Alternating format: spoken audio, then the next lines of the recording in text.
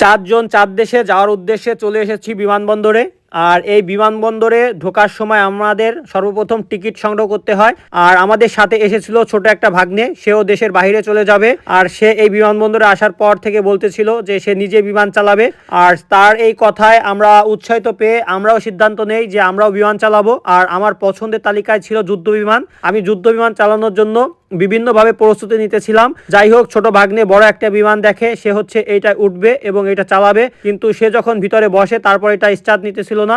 তো আমার সাথে ছিল সোহাগ রানা, আমার বন্ধু, সে খুবই বিশ্বস্ত আমার, সে আমার ককপিটে থাকতে চেয়েছিল, কিন্তু আমি তাকে খুশি হয়ে বললাম যে না, তুমি বড় একটা বিমান চালাও। সে একটা বিমান খোঁজার উদ্দেশ্যে এদিক ওদিক ঘোরাফেরা করে। আর ছোট ভাগ্নেকে হচ্ছে ইঞ্জিন দেখাচ্ছিলাম, বলতেছিল মামা তুমি এখানে নিয়ে এসেছো, এখানে আকাশে উঠবো, সেখানে হচ্ছে আমি ইঞ্জিন দেখতেছি খোলা খোলা, একটা বিমানেও ফুয়েল নেই। তো সর্বশেষ আমরা ওকে বুঝালাম যে এটা মূলত পুরাতন বিমানবন্দর, এখানে পুরাতন ইঞ্জিন এবং বিভিন্ন অস্ত্রশস্ত্র রাখা আছে।